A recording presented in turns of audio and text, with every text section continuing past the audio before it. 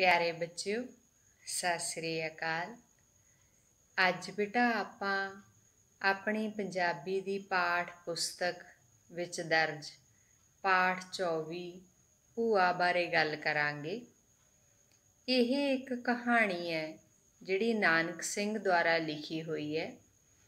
इस कहानी विच कहानीकार सानूं दसदा है कि भूआ नूं अपने भतीजे भतीजियां किन्ने प्यारे हुंदे है ते जे ओह बहुत लंबे समय बाद मिलन तां ओह उन्हां दी किवें सेवा करदी है, किवें आओ भगत करदी है ते सेवा करदी हुई अपने प्यार मोह दे भाव प्रगटाउंदी है। तां इस कहानी विच नानक सिंह है जिहड़ा कुछ अजिहा ही सानूं दसदा है। तां ओह मोह भूआ किवें कहानीकार दे प्रति प्रगट करदी है, किवें उहदी आओ भगत करदी है ते ओह आओ भगत कहानीकार किवें उहनूं प्रवान करदा है, किवें महसूस करदा है, असीं इस कहानी दे विच देखांगे। ते ओह कहानीकार ने काफ़ी हासमई ढंग दे नाल प्रगटावा है जिहड़ा कीता होया है। तां इह कहानी तुहानूं बहुत ही दिलचस्प लगेगी ते तुसीं इहदे विच बहुत ही ज़्यादा रुचि लैके जे पढ़ोगे तां आनंद भी महसूस करोगे। तां आओ असीं सुणदे हैं कहानी भूआ। इस कहानी दे शुरू विच कहानीकार सानूं दसदा है कि भूआ नूं मिलिया ਉਹਨੂੰ 10 ਤੋਂ ਵੱਧ साल हो गए। ਉਹਦੀ ਭੂਆ ਦੀ ਉਮਰ ਹੈ ਜਿਹੜੀ ਉਹ ਬਹੁਤ ਜ਼ਿਆਦਾ ਸੀ ਤੇ ਜਦੋਂ ਉਹ ਛੋਟਾ ਹੁੰਦਾ ਸੀ ਤਾਂ ਉਹਨੂੰ ਬੜੇ ਪਿਆਰ ਨਾਲ ਉਹ ਸਕੂਲ ਛੱਡਣ ਜਾਂਦੀ ਸੀ ਤੇ ਅੱਧੀ ਛੁੱਟੀ ਵੇਲੇ ਮਲਾਈ ਵਾਲਾ ਦੁੱਧ ਦਾ ਕੌਲ ਉਹਦੇ ਲਈ ਲੈ ਕੇ ਆਉਂਦੀ ਸੀ। ਪਰ ਹੁਣ ਇਹਨਾਂ ਗੱਲਾਂ ਨੂੰ 30-35 ਸਾਲ ਹੋ ਗਏ ਤੇ ਉਸਦੀ ਭੂਆ ਹੁਣ ਜ਼ਿਆਦਾ ਬਜ਼ੁਰਗ ਹੋ ਗਈ।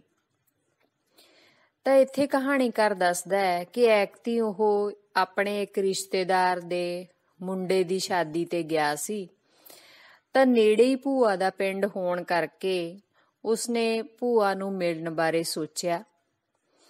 ਤਾਂ ਇਹ ਜਿਹੜਾ ਵਿਆਹ ਸੀ ਉਹ ਪੇਂਡੂ ਵਿਆਹ ਸੀ ਤੇ ਉੱਤੋਂ ਰੁੱਤ ਗਰਮੀ ਦੀ ਸੀ, ਜਿਸ ਦੇ ਕਾਰਨ ਵਿਆਹ ਵਿੱਚ ਉਸਨੂੰ ਕਾਫੀ ਔਖਾ ਹੋਣਾ ਪਿਆ। ਕਿਉਂਕਿ ਇੱਥੇ ਸਾਨੂੰ ਕਹਾਣੀਕਾਰ ਦੱਸਦਾ ਹੈ ਕਿ ਉਹਦੀ ਸਮਰੱਥਾ ਖਾਣ ਦੀ ਬਹੁਤੀ ਨਹੀਂ, ਪਰ ਵਿਆਹ ਦੇ ਵਿੱਚ ਜਿਹੜਾ ਖਾਣਾ ਹੁੰਦਾ ਹੈ ਉਹ ਬਹੁਤ ਹੀ ਜ਼ਿਆਦਾ ਤਲਿਆ ਹੋਇਆ ਤੇ ਬਹੁਤ ਭਾਰੀ ਹੋਣ ਕਰਕੇ ਉਹਦੇ ਹਜਮ ਨਹੀਂ ਆਇਆ। ਉਹਦਾ ਮਨ ਕਰਦਾ ਸੀ ਕਿ ਉਹ ਤਵੇ ਦੇ ਫੁਲਕੇ ਖਾਵੇ, ਦਾਲ ਖਾਵੇ, ਪਰ ਵਿਆਹ ਦੇ ਵਿੱਚ ਅਜਿਹਾ ਕੁਝ ਨਹੀਂ ਸੀ ਖਾਣ ਨੂੰ। ਤਾਂ ਉਹਨੇ ਬੜੇ ਹੀ ਔਖੇ ਹੋ ਕੇ 2 ਦਿਨ ਲੰਘਾਏ ਤੇ ਉਸ ਤੋਂ ਬਾਅਦ ਉਹ ਆਪਣੀ ਭੂਆ ਨੂੰ ਮਿਲਣ ਲਈ ਤੁਰ ਪਿਆ। ਹੁਣ ਭੂਆ ਦੇ ਪਿੰਡ ਜਾਂਦਿਆਂ ਰਾਹ ਦੇ ਵਿੱਚ ਉਹਨੂੰ ਕੋਈ ਸਵਾਰੀ ਦਾ ਪ੍ਰਬੰਧ ਨਾ ਹੋਇਆ ਤਾਂ ਉਹਨੂੰ ਤੁਰ ਕੇ ਹੀ ਜਾਣਾ ਪਿਆ। ਆਪਣੀ ਭੂਆ ਨੂੰ ਮਿਲਣ ਲੱਗਿਆ ਉਹਨੇ ਦੱਸਿਆ, ਆਪਣਾ ਸਿਰਨਾਮਾ ਦਿੱਤਾ ਤਾਂ ਭੂਆ ਉਹਨੂੰ ਬਹੁਤ ਹੀ ਪਿਆਰ ਦੇ ਨਾਲ ਮਿਲੀ। ਤਾਂ ਬੱਚਿਓ, ਭੂਆ ਨੇ ਉਹਦਾ ਮੱਥਾ ਚੁੰਮਿਆ ਤੇ ਬਹੁਤ ਉੱਚੀ ਪੁਕਾਰ ਕੇ ਕਿਹਾ, ਨੀ ਚੰਨਣ ਕੌਰੇ ਕੁੜੇ ਆਈ ਨੀ ਭੱਜ ਕੇ, ਨੀ ਮੇਰਾ ਸਿੰਘ ਆਇਆ ਈ ਸੁੱਖ ਨਾਲ, ਵੇ ਮੁੰਡਿਓ ਕੁੜੀਓ ਤੁਹਾਡਾ ਤਾਇਆ ਆਇਆ ਜੇ। ਤਾਂ ਸਾਰੇ ਬੱਚੇ ਤੇ ਉਹਦੀ ਨੂੰਹ ਭੱਜੇ ਆਏ ਤੇ ਕਹਾਣੀਕਾਰ ਦੇ ਦੁਆਲੇ ਇਕੱਠੇ ਹੋ ਗਏ। ਹੁਣ ਭੂਆ ਦੀ ਨੂੰਹ ਹੈ ਜਿਹੜੀ ਉਹ ਬੇਸ਼ੱਕ ਉਸ ਤੋਂ ਛੋਟੀ ਸੀ, ਪਰ ਉਹ ਘੁੰਡ ਚੁੱਕਣ ਦੀ ਦਲੇਰੀ ਨਾ ਕਰ ਸਕੀ। ਤਾਂ ਭੂਆ ਹੈ ਜਿਹੜੀ ਉਹ ਬਹੁਤ ਹੀ ਜ਼ਿਆਦਾ ਪਿਆਰ ਕਰਦੀ ਹੈ ਆਪਣੇ ਭਤੀਜੇ ਨੂੰ, ਬਾਰ-ਬਾਰ ਉਸਦੇ ਬੱਚਿਆਂ ਦਾ, ਉਹਦੀ ਘਰਵਾਲੀ ਦਾ ਹਾਲ ਚਾਲ ਪੁੱਛਦੀ ਹੈ ਤੇ ਫਿਰ ਆਪਣੀ ਨੂੰਹ ਨੂੰ ਉਹ ਰੋਟੀ ਟੁੱਕ ਦਾ ਆਹਰ ਕਰਨ ਦੇ ਲਈ ਭੇਜ ਦਿੰਦੀ ਹੈ। ਹੁਣ ਕਹਾਣੀਕਾਰ ਤਾਂ ਇਹੀ ਆਓ ਭਗਤ ਜਾਂ ਰੋਟੀ ਟੁੱਕ ਤੋਂ ਅੱਕਿਆ ਹੋਇਆ ਭੱਜ ਕੇ ਆਇਆ ਸੀ, ਪਰ ਇੱਥੇ ਉਸਦੀ ਬਹੁਤ ਹੀ ਜ਼ਿਆਦਾ ਸੇਵਾ ਹੁੰਦੀ ਹੈ। ਭੁੱਖ ਤਾਂ ਉਹਨੂੰ ਬਿਲਕੁਲ ਨਹੀਂ ਸੀ ਕਿਉਂਕਿ ਉਹ ਤਾਂ ਆਪ ਵਿਆਹ ਤੋਂ ਆਇਆ ਸੀ, ਪਰ ਇੱਥੇ ਉਹਨੇ ਦੇਖਿਆ ਕਿ ਭੂਆ ਹੈ ਜਿਹੜੀ ਉਸਨੇ ਉਹਦੀ ਆਓ ਭਗਤ ਕਰਨ ਲਈ ਪਰੋਸਿਆ ਬਹੁਤ ਵੱਡਾ ਇੱਕ ਥਾਲ ਦੇ ਵਿੱਚ ਚੱਕੀ ਦੇ ਪੁੜ ਜਿੱਡੇ 2 ਪਰੌਂਠੇ, ਜਿਨ੍ਹਾਂ ਚੋਂ ਘਿਓ ਵਗ ਕੇ ਗਾਂ ਮੋਟੀਆਂ ਸੇਵੀਆਂ ਦੇ ਵਿੱਚ ਰਲ ਰਿਹਾ ਸੀ। ਸੇਵੀਆਂ ਦਾ ਪੂਰਾ ਅੰਬਾਰ ਸੀ ਥਾਲ ਦੇ ਵਿੱਚ, ਤੇ ਉਹਦੇ ਉੱਤੇ ਬੁੱਕ ਸਾਰੀ ਸ਼ੱਕਰ ਹੈ ਜਿਹੜੀ ਉਹ ਪਾਈ ਹੋਈ ਸੀ। ਹੁਣ ਕਹਾਣੀਕਾਰ ਹੈ ਜਿਹੜਾ, ਉਹਦੀ ਹਾਲਤ ਇਹ ਸਾਰਾ ਖਾਣਾ ਵੇਖ ਕੇ ਹੋਰ ਖਰਾਬ ਹੋ ਜਾਂਦੀ ਹੈ। ਹੁਣ ਸੰਗਦਾ ਹੋਇਆ ਉਹ ਭੂਆ ਨੂੰ ਤਾਂ ਕੁਛ ਕਹਿੰਦਾ ਨਹੀਂ, ਨਾ ਹੀ ਉਹ ਭਰਜਾਈ ਨੂੰ ਕੁਛ ਕਹਿ ਸਕਦਾ, ਪਰ ਮਲਮੀ ਜੀ ਜੀਭ ਦੇ ਨਾਲ ਉਹ ਭੂਆ ਨੂੰ ਕਹਿੰਦਾ ਕਿ ਮੈਂ ਇੰਨਾ ਨਹੀਂ ਖਾ ਸਕਦਾ। ਪਰ ਭੂਆ ਨੂੰ ਹੀ ਇਉਂ ਲੱਗਦਾ ਕਿ ਕਿੰਨਾ ਕੁ ਚੀਜ਼ ਹੈ ਖਾਣ ਲਈ, ਐਡੀ ਤਾਂ ਕੋਈ ਨਹੀਂ ਹੈ। ਨਾਲ ਹੀ ਭੂਆ ਵਿਚਾਰੀ, ਉਹਨੂੰ ਇਉਂ ਮਹਿਸੂਸ ਹੁੰਦਾ ਕਿ ਜੇ ਸ਼ਹਿਰ 'ਚ ਹੋਵੇ ਤਾਂ ਉਹ ਆਪਦੇ ਭਤੀਜੇ ਦੀ ਇੰਨੀ ਆਓ ਭਗਤ ਕਰੇ, ਹੁਣ ਪਿੰਡਾਂ ਦੇ ਵਿੱਚ ਤਾਂ ਮਿਲਦਾ ਹੀ ਕੁਛ ਨਹੀਂ। ਤਾਂ ਇਸੇ ਤਰ੍ਹਾਂ ਉਹ ਸ਼ਹਿਰ ਦੀ ਗੱਲ ਸੁਣਾਉਂਦੀ ਹੈ ਕਿ ਉਹ ਇੱਕ ਵਾਰ ਅੰਮ੍ਰਿਤਸਰ ਗਈ ਸੀ, ਬਸ ਉਦੋਂ ਜਦੋਂ ਜਠਾਣੀ ਦੇ ਫੁੱਲ ਗੰਗਾ ਜੀ ਲੈ ਕੇ ਜਾਣੇ ਸੀ। ਤਾਂ ਉਸ ਤੋਂ ਬਾਅਦ ਉਹ ਕਹਿੰਦੀ ਮੈਂ ਕਦੇ ਅੰਮ੍ਰਿਤਸਰ ਸ਼ਹਿਰ ਜਾਂ ਕੋਈ ਹੋਰ ਸ਼ਹਿਰ ਹੈ ਜਿਹੜਾ ਉਹ ਦੇਖਿਆ ਹੀ ਨਹੀਂ। ਪਰ ਕਹਾਣੀਕਾਰ ਹੈ ਜਿਹੜਾ, ਉਹ ਖਾਣੇ ਨੂੰ ਦੇਖ ਕੇ ਔਖਾ ਹੋਈ ਜਾਂਦਾ ਸੀ, ਤਾਂ ਸੋਚਦਾ ਸੀ ਕਿ ਮੈਂ ਇੰਨਾ ਖਾਣਾ ਕਿਵੇਂ ਖਾਵਾਂ। ਪਰ ਸੋਚਿਆ ਕੀ ਹੋਣਾ ਸੀ, ਖਾਣਾ ਤਾਂ ਪੈਣਾ ਹੀ ਸੀ। ਤਾਂ ਬੇਟਾ ਉਹਨੇ ਆਪਦਾ ਖਾਣਾ ਹੈ ਜਿਹੜਾ ਉਹ ਖਾਣਾ ਸ਼ੁਰੂ ਕਰਤਾ। ਉਹਦਾ ਜੀ ਕਰਦਾ ਸੀ ਕਿ ਕੁਝ ਨਾ ਕੁਝ ਉਹ ਵਿੱਚ ਛੱਡ ਦੇਵੇ, ਪਰ ਉਹ ਕੁਝ ਛੱਡ ਨਹੀਂ ਸੀ ਸਕਦਾ ਕਿਉਂਕਿ ਭਰਜਾਈ ਵੀ ਕੋਲ ਹੀ ਬੈਠੀ ਸੀ। ਤਾਂ ਹੌਲੀ ਕਹਾਣੀਕਾਰ ਨੇ ਖਾਣਾ ਸ਼ੁਰੂ ਕੀਤਾ। ਤਾਂ ਸੋਚਦਾ ਸੀ ਕਿ ਥੋੜਾ ਬਹੁਤ ਜੇ ਬਚ ਗਿਆ ਤਾਂ ਮੈਂ ਇੱਧਰ ਉੱਧਰ ਕਿਤੇ ਸਿੱਟ ਦਿੰਨਾ, ਪਰ ਨਹੀਂ, ਕੋਲ ਬੈਠੀ ਭਰਜਾਈ ਉਹ ਸਭ ਕੁਝ ਦੇਖੀ ਜਾਂਦੀ ਸੀ। ਤਾਂ ਕੀ ਹੋਇਆ ਕਿ ਭਰਜਾਈ ਹੈ ਜਿਹੜੀ ਉਹ ਅੰਦਰ ਚਲੀ ਗਈ। ਤਾਂ ਹੁਣ ਕਹਾਣੀਕਾਰ ਨੂੰ ਲੱਗਿਆ ਕਿ ਹੁਣ ਤਾਂ ਮੈਂ ਇਹ ਖਾਣਾ ਹੈ ਜਿਹੜਾ ਆਪਦਾ ਘੱਟ ਕਰ ਹੀ ਸਕਦਾ। ਜਿਉਂ ਹੀ ਉਹਨੇ ਕੋਸ਼ਿਸ਼ ਕਰਨੀ ਸ਼ੁਰੂ ਕੀਤੀ, ਨਾਲ ਦੀ ਨਾਲ ਭਰਜਾਈ ਫੇਰ ਆ ਗਈ ਤੇ ਉਹਨੇ 1 ਪਰੌਂਠਾ ਹੋਰ ਥਾਲੀ ਦੇ ਵਿੱਚ ਸਿੱਟਤਾ। ਹੁਣ ਇੰਨਾ ਜ਼ਿਆਦਾ ਖਾਣ ਦੀ ਤਾਂ ਕਹਾਣੀਕਾਰ ਦੀ ਹਿੰਮਤ ਹੀ ਨਹੀਂ ਸੀ, ਪਰ ਫਿਰ ਵੀ ਖਾਣਾ ਤਾਂ ਪੈਣਾ ਹੀ ਸੀ। ਕਿਵੇਂ ਨਾ ਕਿਵੇਂ ਅੱਧ ਪਚੱਧਾ ਖਾਣਾ ਉਹਨੇ ਖਾਧਾ, ਪਰ ਹੁਣ ਉਹਨੂੰ ਲੱਗਦਾ ਸੀ ਕਿ ਉਹਦਾ ਤਾਂ ਸਾਹ ਨਾਲ ਸਾਹ ਹੀ ਨਹੀਂ ਸੀ ਰਲ ਰਿਹਾ। ਵਿਛੇ ਹੋਏ ਬਿਸਤਰੇ ਤੇ ਪੈ ਗਿਆ, ਪਰ ਨੀਂਦ ਆਉਂਦੀ ਨਹੀਂ ਸੀ, ਅਫਰੇਮਾ ਵੱਧਦਾ ਜਾਂਦਾ ਸੀ। ਪੱਖੀ ਕੋਲ ਪਈ ਸੀ, ਝੱਲਣ ਦੀ ਹਿੰਮਤ ਨਹੀਂ ਸੀ। ਗਰਮੀ ਸੀ, ਮੁੜਕਾ ਸੀ, ਤਾਂ ਉਹ ਮੰਜੇ ਤੇ ਪਿਆ ਤੜਫੀ ਜਾਂਦਾ ਸੀ। ਤਾਂ ਬੱਚਿਓ ਕੀ ਹੋਇਆ ਕਿ ਉਦੋਂ ਨੂੰ ਭਰਜਾਈ ਫੇਰ ਆ ਗਈ। ਹੁਣ ਉਹਦੇ ਹੱਥ ਦੇ ਵਿੱਚ ਦੁੱਧ ਦਾ ਛੰਨਾ ਸੀ। ਹੁਣ ਦੁੱਧ ਤਾਂ ਫੇਰ ਭੂਆ ਨੇ ਆਪਣੇ ਭਤੀਜੇ ਦੀ ਸੇਵਾ ਦੇ ਲਈ ਉਹਨੂੰ ਭੇਜਤਾ। ਹੁਣ ਇਹ ਦੁੱਧ ਹੈ ਜਿਹੜਾ ਉਹ ਕਹਾਣੀਕਾਰ ਸੋਚ ਰਿਹਾ ਸੀ ਕਿ ਮੈਂ ਕਿੱਥੇ ਪਾਵਾਂ। ਉਹ ਚਾਹੁੰਦਾ ਸੀ ਕਿ ਉਹਦੀ ਭਰਜਾਈ ਉੱਥੋਂ ਚਲੀ ਜਾਵੇ, ਤਾਂ ਇਸ ਲਈ ਉਹਨੇ ਕਿਹਾ ਕਿ ਮੈਂ ਤਾਂ ਠੰਡਾ ਦੁੱਧ ਪੀਣਾ। ਤਾਂ ਪਰ ਭਰਜਾਈ ਹੈ ਜਿਹੜੀ, ਉਹਨੇ ਦੁੱਧ ਠੰਡਾ ਕਰਤਾ। ਪਰ ਦੁੱਧ ਹੈ ਜਿਹੜਾ ਉਹ ਹੁਣ ਮੁੱਕ ਹੀ ਨਹੀਂ ਰਿਹਾ ਸੀ। 2 ਘੁੱਟਾਂ 4 ਘੁੱਟਾਂ ਖਤਮ ਹੀ ਨਹੀਂ ਸੀ ਹੁੰਦਾ। ਤਾਂ ਕਹਾਣੀਕਾਰ ਨੇ ਉਹ ਮੰਜੇ ਦੀ ਹੀਂਹ ਤੇ ਰੱਖਤਾ। ਉਹਨੂੰ ਪਤਾ ਸੀ ਕਿ ਇੱਥੇ ਟਿਕਣਾ ਤਾਂ ਹੈ ਨਹੀਂ। ਉਹੀ ਗੱਲ ਹੋਈ, ਦੁੱਧ ਥੱਲੇ ਡੁੱਲ ਗਿਆ। ਹੁਣ ਇਹ ਖੜਕਾ ਸੁਣ ਕੇ ਭੂਆ ਨੇ ਰੌਲਾ ਪਾਤਾ ਕਿ ਕੀ ਹੋ ਗਿਆ। ਭਰਜਾਈ ਵਿਚਾਰੀ ਨੇ ਸ਼ਰਮਿੰਦਗੀ ਨਾਲ ਦੱਸਿਆ ਕਿ ਦੁੱਧ ਡੁੱਲ ਗਿਆ। ਤਾਂ ਭੂਆ ਨੇ ਕਿਹਾ ਕਿ ਹੋਰ ਜਾ ਕੇ ਲੈ ਆ। ਤਾਂ ਅੱਗੋਂ ਭਰਜਾਈ ਦੱਸਦੀ ਹੈ ਕਿ ਉਹਨੇ ਦੁੱਧ ਨੂੰ ਸਾਰੇ ਨੂੰ ਜਾਗ ਲਾਤੀ। ਹੁਣ ਭੂਆ ਬਹੁਤ ਜ਼ਿਆਦਾ ਔਖੀ ਹੋ ਗਈ। ਉਹਨੇ ਗੁਆਂਢੀਆਂ ਦੇ ਦੜਾਇਆ ਆਪਦੀ ਨੂੰਹ ਨੂੰ ਤਾਂ ਜੋ ਦੁੱਧ ਲੈ ਕੇ ਆਵੇ। ਹੁਣ ਗੁਆਂਢੀ ਹੈ ਜਿਹੜੇ, ਉੱਥੋਂ ਵੀ ਦੁੱਧ ਨਾ ਮਿਲਿਆ। ਤਾਂ ਭੂਆ ਵਿਚਾਰੀ ਬਹੁਤ ਹੀ ਸ਼ਰਮਸਾਰ ਸੀ। ਹੁਣ ਉਹਨੂੰ ਇਉਂ ਲੱਗਦਾ ਸੀ ਕਿ ਸਾਰੇ ਪਿੰਡ ਦੇ ਵਿੱਚ ਅੱਜ ਦੁੱਧ ਹੀ ਖਤਮ ਹੋ ਗਿਆ। ਕੀ ਆਖੂਗਾ ਮੁੰਡਾ ਕਿ ਕਿਹੋ ਜਿਹੇ ਚੰਦਰੇ ਘਰ ਆ ਵੜਿਆ, ਦੁੱਧ ਦੀ ਛੇਟੀ ਨਹੀਂ ਜੁੜੀ। ਤਾਂ ਉਹ ਸ਼ਰਮਿੰਦਾ ਸੀ, ਪਰ ਕਹਾਣੀਕਾਰ ਹੈ ਜਿਹੜਾ ਉਹ ਸੁੱਖ ਦਾ ਸਾਹ ਲੈ ਰਿਹਾ ਸੀ ਕਿ ਭਲਾ ਹੋਇਆ ਮੇਰਾ ਚਰਖਾ ਟੁੱਟਾ, ਜਿੰਦ ਅਜਾਬੋਂ ਛੁੱਟੀ। ਕਿ ਦੁੱਧ ਡੁੱਲ ਗਿਆ, ਚੰਗਾ ਹੋਇਆ। ਨਾ ਡੁੱਲਦਾ ਤਾਂ ਫਿਰ ਦੁੱਧ ਪੀਣਾ ਪੈਣਾ ਸੀ। ਤਾਂ ਬੱਚਿਓ ਇਹ ਕਹਾਣੀ ਸੀ ਭੂਆ, ਜਿਹਦੇ ਵਿੱਚ ਭੂਆ ਆਪਣੇ ਭਤੀਜੇ ਦੀ ਸੇਵਾ ਕਰਦੀ ਹੈ, ਉਹਦੇ ਨਾਲ ਮੋਹ ਕਰਦੀ ਹੈ, ਉਹਦੀ ਆਓ ਭਗਤ ਕਰਦੀ ਹੈ। ਪਰ ਅਸਲ ਦੇ ਵਿੱਚ ਭਤੀਜਾ ਹੈ ਜਿਹੜਾ ਉਹ ਇੰਨਾ ਕੁਛ ਖਾ ਹੀ ਨਹੀਂ ਸਕਦਾ, ਉਹਦੀ ਇੰਨੀ ਸਮਰੱਥਾ ਹੀ ਨਹੀਂ ਹੈ ਇੰਨਾ ਕੁਛ ਖਾਣ ਦੀ। ਹੁਣ ਜਦੋਂ ਭੂਆ ਗੱਲ ਨਹੀਂ ਸੁਣਦੀ ਤਾਂ ਉਹਨੂੰ ਥੋੜਾ ਥੋੜਾ ਕਰਕੇ ਖਾਣਾ ਪੈਂਦਾ ਹੈ ਤੇ ਉਹਦੀ ਹਾਲਤ ਹੈ ਜਿਹੜੀ ਉਹ ਖਾ ਕੇ ਬਹੁਤ ਹੀ ਜ਼ਿਆਦਾ ਤਰਸਯੋਗ ਹੋ ਜਾਂਦੀ ਹੈ। ਤਾਂ ਇਸ ਤਰ੍ਹਾਂ ਇਸ ਕਹਾਣੀ ਦੇ ਵਿੱਚ ਹਾਸ ਰਸ ਪੈਦਾ ਹੁੰਦਾ ਹੈ ਤੇ ਇੱਕ ਨਿਰਛਲ ਪਿਆਰ ਹੈ ਜਿਹੜਾ ਭੂਆ ਦਾ, ਉਹ ਸਾਨੂੰ ਦਿਖਾਈ ਦਿੰਦਾ ਹੈ ਆਪਣੇ ਭਤੀਜੇ ਦੇ ਲਈ। ਅੱਗੇ ਬੱਚਿਓ, ਇਸ ਪਾਠ ਦਾ ਅਭਿਆਸ ਹੈ। ਅਭਿਆਸ ਦੇ ਵਿੱਚ ਪ੍ਰਸ਼ਨ ਨੇ, ਤਾਂ ਇਹ ਪ੍ਰਸ਼ਨ ਅਸੀਂ ਤਾਂ ਹੀ ਹੱਲ ਕਰ ਸਕਦੇ ਹਾਂ ਜੇ ਅਸੀਂ ਪਹਿਲਾਂ ਇਹ ਸਾਰਾ ਪਾਠ ਆਪ ਵੀ ਪੜ੍ਹਿਆ ਹੋਵੇ। ਤਾਂ ਤੁਸੀਂ ਇਹ ਸਾਰਾ ਪਾਠ ਆਪਣੀ ਪਾਠ ਪੁਸਤਕ ਤੋਂ ਆਪ ਇੱਕ ਵਾਰ ਜ਼ਰੂਰ ਪੜ੍ਹ ਲੈਣਾ। ਪਰ ਮੈਂ ਤੁਹਾਨੂੰ ਇਹਨਾਂ ਪ੍ਰਸ਼ਨਾਂ ਦੇ ਉੱਤਰ ਦੱਸਦੀ ਹਾਂ। ਇਹ ਉੱਤਰ ਤੁਸੀਂ ਹੂਬਹੂ ਉਸੇ ਤਰ੍ਹਾਂ ਨਹੀਂ ਲਿਖਣੇ ਜਿਵੇਂ ਮੈਂ ਤੁਹਾਨੂੰ ਦੱਸਾਂਗੀ। ਤੁਸੀਂ ਇਹਨਾਂ ਨੂੰ ਆਪਣੇ ਸ਼ਬਦਾਂ ਦੇ ਵਿੱਚ ਲਿਖਣ ਦੀ ਕੋਸ਼ਿਸ਼ ਕਰਨੀ ਹੈ। ਊੜਾ ਪ੍ਰਸ਼ਨ ਹੈ, ਲੇਖਕ ਨੂੰ 30-35 ਵਰ੍ਹੇ ਪਹਿਲਾਂ ਭੂਆ ਦੀਆਂ ਕਿਹੜੀਆਂ ਗੱਲਾਂ ਯਾਦ ਸਨ?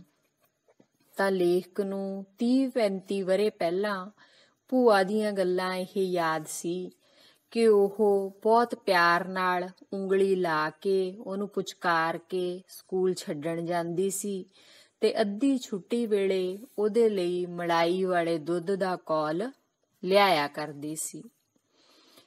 ਆੜਾ ਪ੍ਰਸ਼ਨ ਹੈ, ਲੇਖਕ ਭੂਆ ਦੇ ਪਿੰਡ ਕਿਉਂ ਗਿਆ?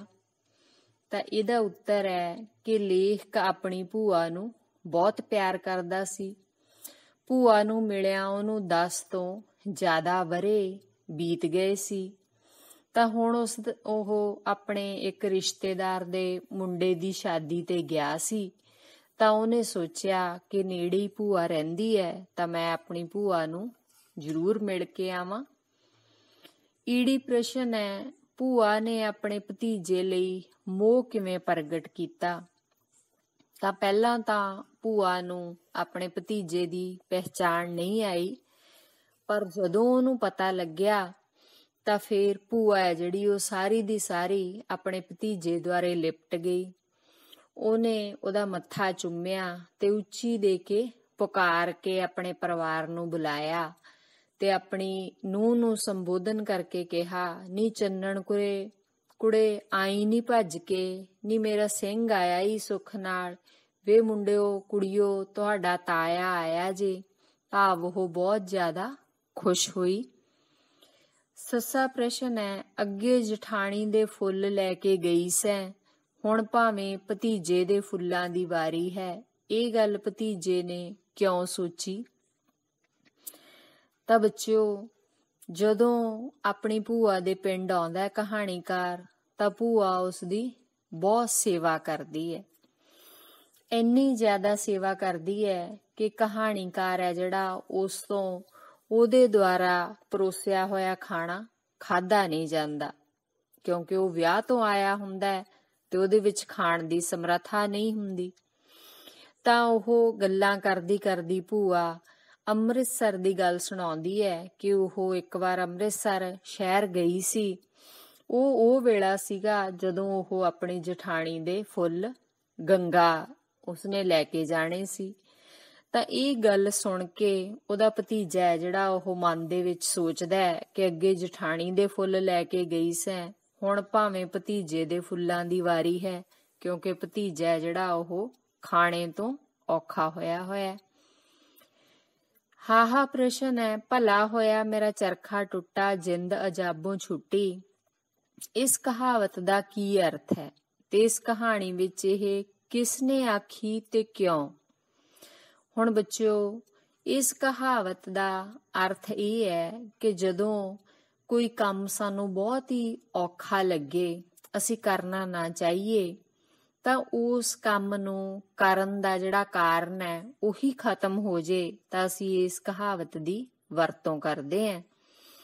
ਇਹ ਇਸ ਕਹਾਣੀ ਦੇ ਵਿੱਚ ਕਹਾਣੀਕਾਰ ਨੇ ਆਖੀ ਕਿਉਂਕਿ ਉਸ ਦੀ ਭੂਆ ਹੈ ਜਿਹੜੀ, ਉਹਦੀ ਇੰਨੀ ਜ਼ਿਆਦਾ ਆਓ ਭਗਤ ਕਰਦੀ ਹੈ, ਉਹਨੂੰ ਇੰਨਾ ਖਾਣਾ ਹੈ ਜਿਹੜਾ ਉਹ ਖਵਾਉਂਦੀ ਹੈ, ਤੇ ਅਖੀਰ ਤੇ ਉਹਦੇ ਲਈ ਦੁੱਧ ਦਾ ਛੰਨਾ ਹੈ ਜਿਹੜਾ ਉਹ ਵੀ ਲਿਆਂਦਾ ਜਾਂਦਾ ਹੈ।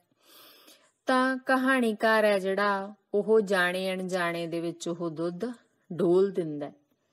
ਹੁਣ ਦੁੱਧ ਜਿਹੜਾ ਡੁੱਲ ਗਿਆ ਉਹਨੂੰ ਦੇਖ ਕੇ ਉਹ ਆਪਣੇ ਦਿਲ ਦੇ ਵਿੱਚ ਸੋਚਦਾ ਹੈ, ਭਲਾ ਹੋਇਆ ਮੇਰਾ ਚਰਖਾ ਟੁੱਟਾ, ਜਿੰਦ ਅਜਾਬੋਂ ਛੁੱਟੀ, ਕਿ ਇਹ ਦੁੱਧ ਉਹ ਪੀ ਨਹੀਂ ਸੀ ਸਕਦਾ, ਪੀਣਾ ਚਾਹੁੰਦਾ ਹੀ ਨਹੀਂ ਸੀ, ਤੇ ਚੰਗਾ ਹੋ ਗਿਆ ਕਿ ਦੁੱਧ ਹੈ ਜਿਹੜਾ ਉਹ ਡੁੱਲ ਗਿਆ। ਕੱਕਾ ਪ੍ਰਸ਼ਨ ਹੈ, ਇਸ ਕਹਾਣੀ ਵਿੱਚ ਲੇਖਕ ਨੂੰ ਖਾਣ ਪੀਣ ਦੀਆਂ ਚੀਜ਼ਾਂ ਤੋਂ ਇੰਨਾ ਡਰ ਕਿਉਂ ਲੱਗਦਾ ਹੈ?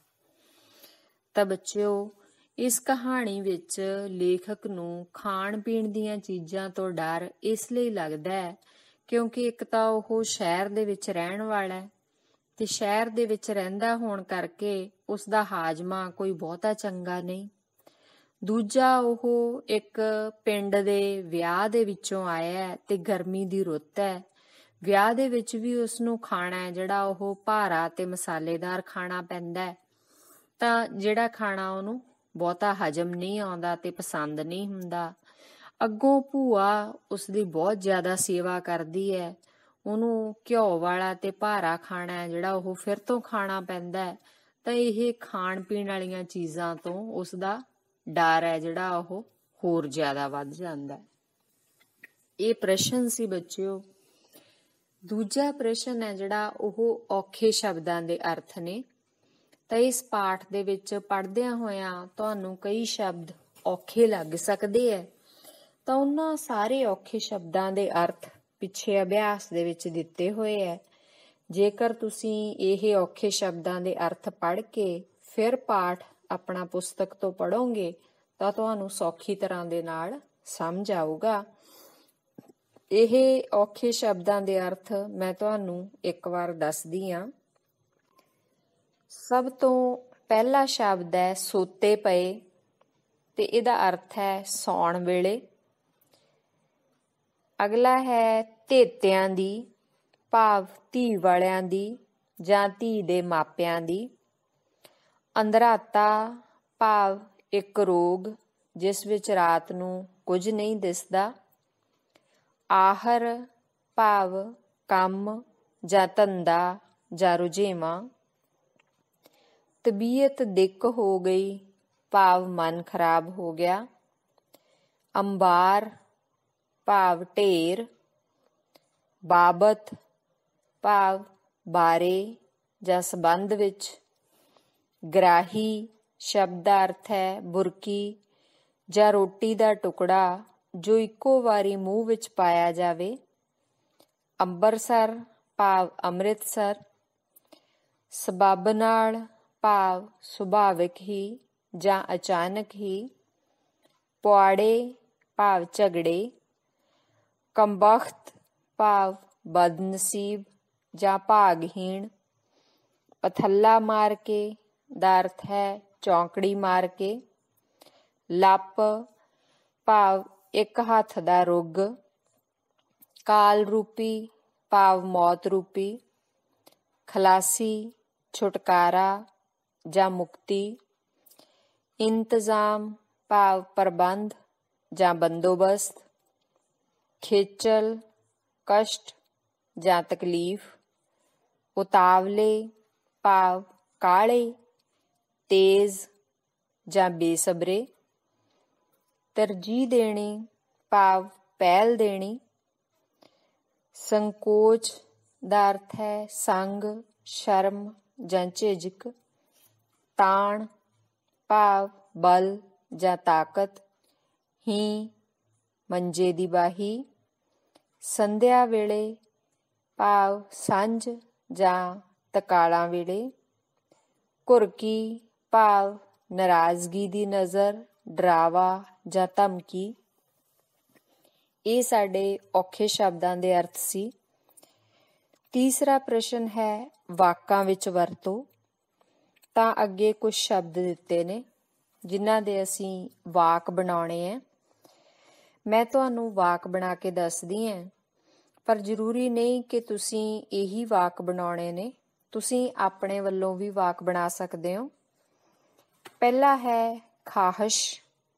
ਤਾਂ ਇਹਦਾ ਵਾਕ ਅਸੀਂ ਬਣਾ ਸਕਦੇ ਹਾਂ, ਮੇਰੀ ਖਾਹਿਸ਼ ਹੈ ਕਿ ਮੈਂ ਵੱਡਾ ਹੋ ਕੇ ਅਧਿਆਪਕ ਬਣਾ। ਭੁੱਖਾ ਭਾਣਾ। ਬੱਚਾ ਅੱਜ ਭੁੱਖਾ ਭਾਣਾ ਹੀ ਸੌਂ ਗਿਆ। ਸਦਕੇ ਜਾਣਾ। ਮਾਂ ਆਪਣੇ ਬੱਚਿਆਂ ਤੋਂ ਸਦਕੇ ਜਾਂਦੀ ਹੈ। ਜਸ ਖੱਟਣਾ। ਦੁਨੀਆ ਵਿੱਚ ਚੰਗੇ ਕੰਮ ਕਰਕੇ ਜਸ ਖੱਟਣਾ ਬਹੁਤ ਔਖਾ ਹੈ। ਅੱਧ ਪਚੱਧਾ। ਉਸਨੇ ਆਪਣਾ ਖਾਣਾ ਅੱਧ ਪਚੱਧਾ ਹੀ ਖਾਧਾ। ਮੁਹਿੰਮ। ਸਵੱਛ ਭਾਰਤ ਮੁਹਿੰਮ ਦੇ ਅਧੀਨ ਅਸੀਂ ਅੱਜ ਆਪਣੇ ਸਕੂਲ ਦੀ ਸਫਾਈ ਕੀਤੀ। ਮੱਛੀ ਵਾਂਗ ਤੜਫਣਾ। ਜਦੋਂ ਗਰਮੀ ਦੀ ਰੁੱਤ ਵਿੱਚ ਬਿਜਲੀ ਚਲੀ ਜਾਂਦੀ ਹੈ ਤਾਂ ਅਸੀਂ ਮੱਛੀ ਵਾਂਗ ਤੜਫਦੇ ਹਾਂ।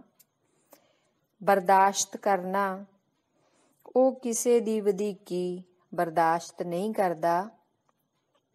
ਚੇਤਾਵਨੀ। ਬੱਸ ਚੱਲਣ ਤੋਂ ਪਹਿਲਾਂ ਕੰਡਕਟਰ ਨੇ ਚੇਤਾਵਨੀ ਦਿੱਤੀ ਕਿ ਸਵਾਰੀ ਆਪਣੀ ਬਾਂਹ ਖਿੜਕੀ ਵਿੱਚੋਂ ਬਾਹਰ ਨਾ ਕੱਢੇ। ਜਫਰ ਜਾਲਣੇ। ਵਿਧਵਾ ਔਰਤ ਨੇ ਬਹੁਤ ਜਫਰ ਜਾਲ ਕੇ ਆਪਣੇ ਬੱਚਿਆਂ ਦੀ ਪਰਵਰਿਸ਼ ਕੀਤੀ। ਤਾਂ ਇਹ ਕੁਝ ਵਾਕ ਸੀਗੇ। ਅੱਗੇ ਬੇਟਾ ਵਿਆਕਰਨ ਦਾ ਭਾਗ ਹੈ, ਜਿਸ ਦੇ ਅਧੀਨ ਵਾਕਾਂ ਦੀ ਸ਼੍ਰੇਣੀ ਵੰਡ ਹੈ। ਵਾਕਾਂ ਦੀ ਪਹਿਲੀ ਸ਼੍ਰੇਣੀ ਵੰਡ ਅਸੀਂ ਇਸ ਤੋਂ ਪਹਿਲਾਂ ਵਾਲੇ ਪਾਠਾਂ ਦੇ ਵਿੱਚ ਕਰ ਚੁੱਕੇ ਹਾਂ। ਹੁਣ ਵਾਕਾਂ ਦੀ ਦੂਜੀ ਪ੍ਰਕਾਰ ਦੀ ਸ਼੍ਰੇਣੀ ਵੰਡ ਹੈ, ਜਿਸ ਦੇ ਅਧੀਨ ਵਾਕ 4 ਕਿਸਮ ਦੇ ਹੈ। ਪਹਿਲੀ ਕਿਸਮ ਹੈ ਵਿਸਮੇਵਾਚਕ ਵਾਕ। ਤਾਂ ਵਿਸਮੇਵਾਚਕ ਵਾਕ ਕੀ ਹੁੰਦੇ ਹੈ? ਜਿਸ ਵਾਕ ਵਿੱਚ ਹੈਰਾਨੀ ਜਾਂ ਵਿਸਮੇ ਦਾ ਭਾਵ ਪ੍ਰਗਟ ਕੀਤਾ ਗਿਆ ਹੋਵੇ, ਉਸਨੂੰ ਵਿਸਮੇਵਾਚਕ ਵਾਕ ਆਖਦੇ ਹਨ। ਦੂਜਾ ਹੈ ਪ੍ਰਸ਼ਨਵਾਚਕ ਵਾਕ। ਜਿਸ ਵਾਕ ਵਿੱਚ ਕੋਈ ਸਵਾਲ ਜਾਂ ਪ੍ਰਸ਼ਨ ਪੁੱਛਿਆ ਗਿਆ ਹੋਵੇ, ਉਸਨੂੰ ਪ੍ਰਸ਼ਨਵਾਚਕ ਵਾਕ ਕਹਿੰਦੇ ਹਨ। ਤੀਸਰਾ ਹੈ ਨਾਂਹਵਾਚਕ ਵਾਕ। ਜਿਸ ਵਾਕ ਵਿੱਚ ਕਿਰਿਆ ਨਾਂਹਵਾਚਕ ਹੋਵੇ, ਉਸਨੂੰ ਨਾਂਹਵਾਚਕ ਵਾਕ ਕਹਿੰਦੇ ਹਨ। ਚੌਥਾ ਹੈ ਹਾਂਵਾਚਕ ਵਾਕ। ਜਿਸ ਵਾਕ ਵਿੱਚ ਕਿਰਿਆ ਹਾਂਵਾਚਕ ਸਹਿਮਤੀ ਪ੍ਰਗਟ ਕਰਨ ਜਾਂ ਮੰਨਣ ਦਾ ਭਾਵ ਪ੍ਰਗਟ ਕਰਦੀ ਹੋਵੇ, ਉਸਨੂੰ ਹਾਂਵਾਚਕ ਵਾਕ ਕਿਹਾ ਜਾਂਦਾ ਹੈ। ਇਹ ਵਾਕਾਂ ਦੀਆਂ 4 ਕਿਸਮਾਂ ਸੀ। ਉਸ ਤੋਂ ਅੱਗੇ ਵਾਕਾਂ ਦੀ ਸ਼੍ਰੇਣੀ ਵੰਡ ਅਨੁਸਾਰ ਅੱਗੇ ਦਿੱਤੇ ਵਾਕਾਂ ਦੀਆਂ ਵੰਨਗੀਆਂ ਦੱਸੋ। ਤਾਂ ਜੋ ਅਸੀਂ ਹੁਣ ਸ਼੍ਰੇਣੀ ਵੰਡ ਪੜ੍ਹੀ ਹੈ, ਉਹਦੇ ਆਧਾਰ ਤੇ ਅਸੀਂ ਦੱਸਣਾ ਹੈ ਕਿ ਇਹ ਵਾਕ ਹੈ ਜਿਹੜੇ ਉਹ ਕਿਹੜੀ ਸ਼੍ਰੇਣੀ ਦੇ ਅਧੀਨ ਆਉਂਦੇ ਹੈ। ਪਹਿਲਾ ਊੜਾ ਵਾਕ ਹੈ, ਉਸ ਦੀ ਨੂੰਹ ਭੱਜੀ ਆਈ। ਤਾਂ ਇਹ ਵਾਕ ਹੈ ਜਿਹੜਾ ਉੱਪਰ ਵਾਲੀਆਂ 4 ਸ਼੍ਰੇਣੀਆਂ ਦੇ ਵਿੱਚੋਂ ਕਿਸ ਦੇ ਅਧੀਨ ਆਉਂਦਾ? ਤਾਂ ਇਹ ਵਾਕ ਹੈ ਜਿਹੜਾ ਇਹ ਹਾਂਵਾਚਕ ਵਾਕ ਹੈ। ਆੜਾ ਹੈ ਸਵਾਰੀ ਦਾ ਕੋਈ ਪ੍ਰਬੰਧ ਨਾ ਹੋ ਸਕਿਆ। ਤਾਂ ਇਹ ਨਾਂਹਵਾਚਕ ਵਾਕ ਹੈ। ਈੜੀ ਹੈ ਤੇ ਭੂਆ ਜੀ ਇੰਨੀਆਂ ਸੇਵੀਆਂ ਕੌਣ ਖਾਵੇਗਾ, ਮੈਂ ਇੱਕ ਵਾਰੀ ਫਿਰ ਕਿਹਾ। ਤਾਂ ਇਹ ਵਾਕ ਹੈ ਜਿਹੜਾ ਉਹ ਪ੍ਰਸ਼ਨਵਾਚਕ ਵਾਕ ਹੈ। ਸੱਸਾ ਕੁੜੇ ਆਈ ਨੀ ਭੱਜ ਕੇ, ਨੀ ਮੇਰਾ ਸਿੰਘ ਆਇਆ ਈ ਸੁੱਖ ਨਾਲ। ਤਾਂ ਇਹ ਵਾਕ ਹੈ ਜਿਹੜਾ ਉਹ ਵਿਸਮੇਵਾਚਕ ਵਾਕ ਹੈ। ਹਾਹਾ ਹੈ, ਉਹ ਸ਼ਾਇਦ ਆਪਣੇ ਜੇਠ ਨੂੰ ਇੰਨੀ ਖੇਚਲ ਨਹੀਂ ਸੀ ਦੇਣਾ ਚਾਹੁੰਦੀ। ਤਾਂ ਇਹ ਨਾਂਹਵਾਚਕ ਵਾਕ ਹੈ। ਅੱਗੇ ਹੈ 1 ਘੁੱਟ 2 ਘੁੱਟ 4 ਘੁੱਟ, ਪਰ ਕੀ ਇਸ ਤਰ੍ਹਾਂ ਇਹ ਛੱਪੜ ਜਿੱਡਾ ਛੰਨਾ ਮੁੱਕਣ ਵਾਲਾ ਸੀ। ਤਾਂ ਇਹ ਪ੍ਰਸ਼ਨਵਾਚਕ ਵਾਕ ਹੈ। ਤਾਂ ਇਹ ਬੱਚਿਓ ਤੁਹਾਡਾ ਸਾਰਾ ਅਭਿਆਸ ਸੀ ਇਸ ਪਾਠ ਦਾ। ਉਸ ਤੋਂ ਬਾਅਦ ਤੁਹਾਨੂੰ ਵੀ ਜੇਕਰ ਕੋਈ ਅਜਿਹੀ ਘਟਨਾ ਯਾਦ ਹੈ ਜਿਸ ਦੇ ਵਿੱਚ ਇਸੇ ਤਰ੍ਹਾਂ ਦੀ ਸੇਵਾ ਭਾਵਨਾ ਹੈ ਜਿਹੜੀ ਉਹ ਦਿਖਾਈ ਗਈ ਹੋਵੇ, ਤਾਂ ਉਹ ਵੀ ਤੁਸੀਂ ਆਪਣੀ ਜਮਾਤ ਦੇ ਵਿੱਚ ਆਪਣੇ ਅਧਿਆਪਕ ਨੂੰ ਦੱਸਣੀ ਹੈ ਤੇ ਆਪਣੇ ਸ਼ਬਦਾਂ ਦੇ ਵਿੱਚ ਕਾਪੀ ਦੇ ਵਿੱਚ ਲਿਖਣੀ ਹੈ। ਦੂਸਰਾ, ਇਸ ਪਾਠ ਦੇ ਵਿੱਚ ਬਹੁਤ ਸਾਰੇ ਮੁਹਾਵਰੇ ਤੇ ਅਖੌਤਾਂ ਹੈ ਜਿਹੜੀਆਂ ਉਹਨਾਂ ਦੀ ਵਰਤੋਂ ਕੀਤੀ ਗਈ ਹੈ। ਤੁਸੀਂ ਇਹਨਾਂ ਦੀ ਅਲੱਗ ਇੱਕ ਆਪਣੀ ਕਾਪੀ ਤੇ ਸੂਚੀ ਬਣਾ ਲੈਣੀ ਹੈ। ਧੰਨਵਾਦ।